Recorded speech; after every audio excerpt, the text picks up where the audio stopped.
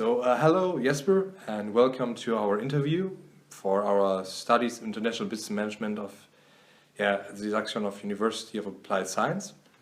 Today we will have an interview with you about you and your professional career. And this we would ask you to tell us something about yourself. Right. So my name is Jesper, and I recently changed jobs. I worked for 5.5 years at a software company that protects networks. We create security for networks. And I changed jobs to a different company that makes websites and is more focused on business-to-business work. And maybe nice to know that I was a tester in both cases. Right. For the first job, I didn't study for becoming a tester, but I studied telematics. And friends of mine from the study, they created this company, and then I started to work there, and they needed a tester, so that's how I became one. And then for my second job, that company didn't yet have any testers, right. And that's why they hired me, and they want me to change something within the company to make the quality of their products better. Okay, so I guess most of your job is IT related, technology related. Yes, that's correct. Do you have specific working hours in your job, in the new one or the old one, or is it very flexible? Okay, so in both cases, it's pretty flexible. They ask you to be at the office between 9 and 5, but if you want to come earlier or work longer or something in between, it's always possible. They keep track of the amount of hours spent working in 1 week, and that should be conform your contract. Okay, yeah, sounds good. So as you mentioned already, you're working actually right now as a tester to improve quality. Could you go a little bit more further in detail? What are your specific tasks currently at work? What are you doing? And what is your daily life looking in the job? All right. So at my old job, I started between 8 and 9. And I went to my desk, and there I would look in a ticketing system what tasks were assigned to me. And I could choose between tasks which I wanted to do first, and then I would do the task. Later, when the company became more professional or wanted to do a little more with anticipation and planning, they changed to a different approach, where a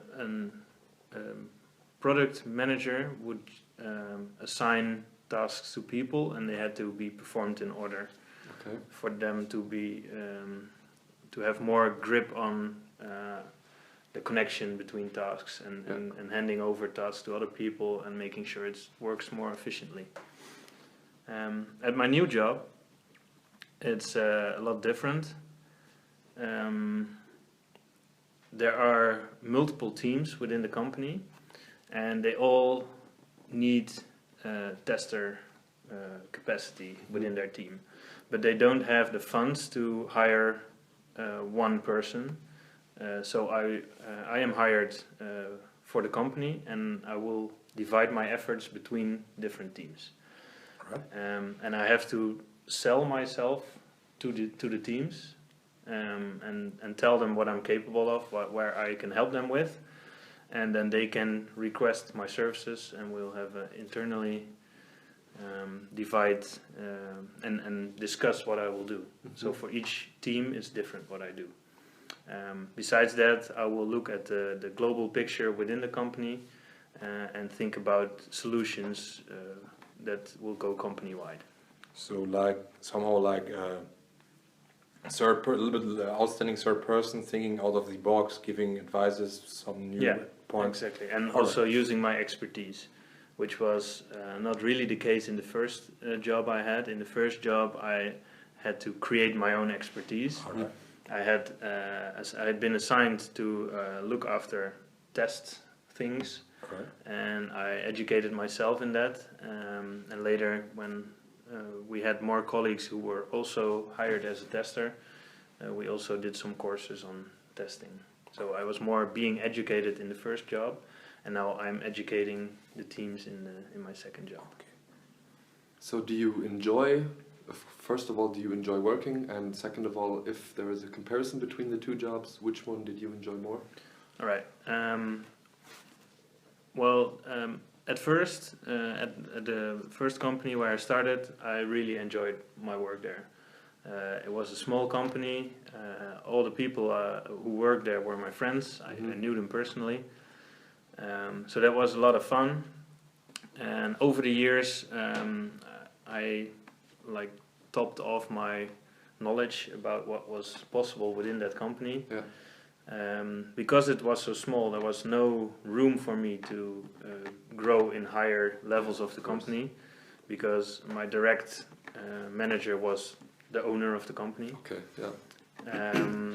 So at one point I decided I had to start looking around for something else, where I had more opportunities to explore what I could do, to learn more different things.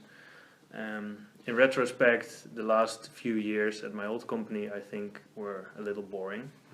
But it's only because I see it now when I started my new job. Yeah. And my new job is really exciting. Okay. And it is a lot of different things, and of course everything that's new is exciting. But if you ask me which one I like more, it's of course the new job. Okay. All right, and as we are talking about the new job, what are your favorite tasks you're currently executing? Okay, the thing I like most about my new job is the diversity, because I interact with so many different people. At my old job, I had my own team, and we worked together every day, and that's fun for a while.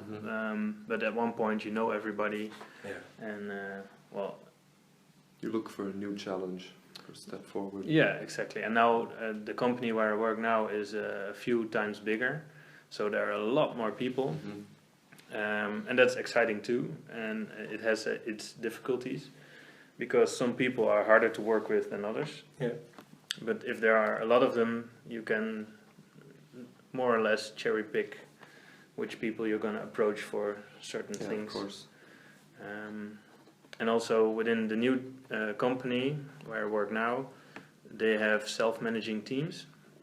So in each team, everyone is responsible for what the team does. So I can actually choose which one I talk to, and he can decide for the team. Okay, it's quite cool. Yeah, that's really nice. You mentioned already that there could possibly be some difficulties. Are there any specific difficulties that would come to mind right now? Yeah, well, they hired a tester before, and with the same reasons I'm hired right now, to start a testing team within the company. But the other guy, he's not so socially practiced, which caused his approach to dilute into working for one team and then doing something on his own, which was profitable for the company, but not if you look at it from a testing perspective. So my difficulty there is he was originally hired as a tester, and he is now they want to pull him back from what he's doing now and let him join me in my testing efforts. And that's going to be a challenge, because it's really difficult to make him socially active against other people. And for me, it's difficult to work with. Definitely. All right. But I'm looking forward to the challenge. I think it's going very well right now. So as you formulate as a challenge. What keeps you motivated to keep on working on that issue? Okay, I am motivated because they hired me to do exactly this. Like they want to make a culture shift within the company, that all the teams become more test aware, and they hope to start with 2 testers and then let's grow it to a bigger team. So if I do this right, the result will be that within a year we will have a team of 3, maybe 4 guys helping the company out with testing. And yeah, for that you have to communicate and make rules with each other, and I think that's an interesting challenge. Yeah, definitely. Sounds very exciting. The next question we would like to ask is, of course, you mentioned that in your new job there are many different teams that you come into that are self-managing teams. In regards to this, are there any theories or any really specialized theories you use to cooperate with teams that you don't know yet? So is there any way of approach you have when you come to a new team that you don't know? Well, actually, yes. And that's something I learned at my old company. And maybe it's nice to elaborate because I saw you were also going to ask some advice, and this is one of them. When I worked for my old job, I didn't tell my boss or my manager what I did. I did very important stuff, and it was very helpful for the company. But in the end, the manager didn't know because I didn't tell. I was being a little humble, and in the end, I regretted that because the things I did wrong, they did end up in higher management. Sure. Because mistakes and problems always make it up to the highest level. But the things you do right don't get there. So when they want to evaluate what you did, they're gonna see all the mistakes you made and not all the good things you did. Definitely. So the last evaluations I did at my old job weren't completely to my satisfaction. They really punished me for making mistakes, but they didn't realize how much I did achieve. So one can say there's some effort-reward imbalance. Yes, I think you could say that. But it's not the fault of the management, it's my own. Okay. Because I didn't tell them. And if you ask me now what I do if I approach a team, it's really, I'm really conscious about telling them what I do. And if things go right, I'm not being humble anymore. It's being humble is my personality, but in a professional environment, you have to be outspoken and tell about yourself what you're doing. Definitely. And you don't have to be like bragging all about, but you do have to mention the things you caused that caused a positive effect on people or products or whatever. So if I approach a new team, I'm just being myself, except from the fact that I'm less humble, and I'm trying to impress people with what I can do. And well, for self-managing team, I don't know if it's going to reward me later or not, but if they think I'm good, and I think I am good, but they know, that will make sure that they will hire me later again. Definitely. So it's really about showing what you do right. That's very important. Yeah, that's very helpful advice. So speaking about being humble, we would ask you, what's your general philosophy towards work? How do you portray work? What is work itself in your eyes? Okay, so it's most of all something you do because you need money. And if you can make money while you do something that's fun, that's all the better. But in the end, it's not something you can walk away from. So they pay you money, but you'll have to do something in return. And if you don't do that, then there's no work. And you can do that for a long time in a lot of companies. Actually, my last job, at one point I wasn't motivated enough, so I didn't do any actual work for, let's say, a week, and nobody noticed. So it's possible to do nothing and still get paid. But yeah, you'll have to show eventually what you do. And yeah, it's if you do something right, I think you should be rewarded accordingly.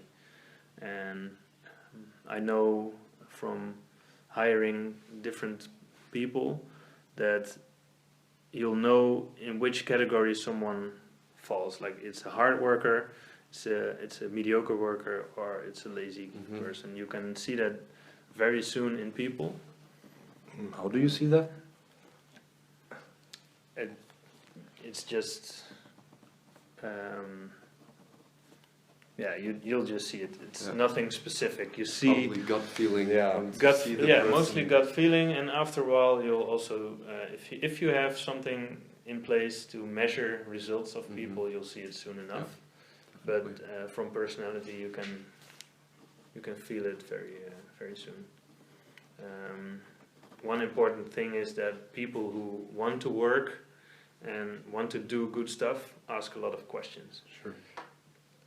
And if people are working by themselves, it's a pretty good trait to have, but it's also dangerous because you might work on something too long before asking it to someone else. Our next question might be a bit irrelevant, since you seem like a very outgoing and outspeaking guy who likes social interaction. However, we would still like to ask, do you prefer isolated work, or do you prefer working with other people in a team? Okay, so this might surprise you a little bit, but I like both. Isolated work is, for me, sometimes more enjoyable, because I can get more work done, and most work I do while isolated is also a learning experience for me. Yeah. So I self-educate. Definitely. And that's really fun. And it's, I think, very important to have a balance in that. I mean, for me, because there are people, and it's very funny, if you go to a company and you see a salesperson, you recognize him directly because he's so outspoken, so outgoing, and I'm pretty sure they really like the interaction. For me, I like to be in the middle. Like, I like the interaction, but if it becomes too much, I get really tired of it. And the same goes for the isolated part. If I do that too much, I get bored, I don't feel like I achieve something. So I really aim to be in the middle of that. Yeah, I think that's something we can relate to as well. If we study in a team, you have more inspiration from outside sources, but it can get very exhausting. And if you then take this inspiration you gain from working in a group and then use it for yourself to actually study by yourself, that can lead to very great results. So I think I definitely agree that there has to be a good balance between both of them. Yeah, but I also think it depends on the person. There are people who can really well work alone, but you don't have to interact with them, because then they will get scared or angry because you're not doing it their way. And there are people who are really social, active, and they need to be around other people all the time. So, summarizing what we just discussed during the interview, what would you say would be your biggest strengths, and what is your biggest weakness? What do you struggling the most with? Okay, so I struggle the most with remembering things and planning. Those are not my favorite traits. With my new company, I have devised a method that works for me. I have a personal web page which I can edit, and everything I think about I'll put in a to-do list, and once a week I block a few hours in my agenda to cross everything from that list, or at least do something with it. And that gets rid of the problem that I forget things and that I don't make my planning.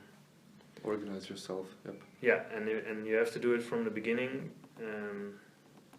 You have to be very careful not to slip into daily routine and don't think about everything anymore. Yep. So it's always like having out of the box, thinking about yourself, asking yourself, what am I doing, being reflective. Yeah, and also it's more about keeping the things organized, and some people do that in their head and they can remember everything, and I know that I cannot. Yeah. So I thought of something to compensate for that. Yeah. And the things I'm good at is I have a lot of knowledge about the testing area, and I know I can inspire people to do more with what they are doing right now. So a small example, when I started with a team and there was one girl who was dedicated for testing a specific component, I just sat next to her and I asked her a few things about what she was doing and how she was doing it, and without actually saying what she had to do, she was realizing that she was not doing it properly, and it was just because I was there, and she became more aware of what she had to do, and it was really nice to see that she found some bugs in the software just because I gave her little pointers, but she all thought about it herself. So that's really nice. Since we talked a lot about what you did in the past as well as what you're doing now, we would like to ask, where do you see yourself in the future? Maybe we could say in 10 years, in 20 years. It's probably a very difficult question to answer. Well, it's a good question to think about once in a while. I think at one point I will be done with this company as well. But I don't really know much about the structure or the future plans of this company. But if they stay like it is right now, then in 10 years I will be somewhere else. But it might as well be that they grow a lot and there's a lot of potential for me to do my own thing. Then I might be able to stay here a little longer. But within 4 years, I think I would still be at this company, if it's my choice.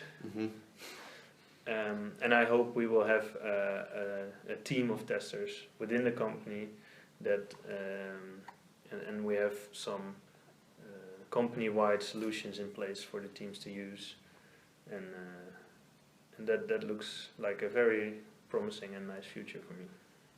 But you're looking to stay in the industry you're in now, and probably to keep on specializing. Yeah. Okay. Given that my personal life doesn't change, it might as well be my wife. She's what's it called? Promovating at the university. Graduating? She's becoming a doctor. All right. Okay. And there are talks about her working in the United States, for example. If that's going to happen, then I will go with her.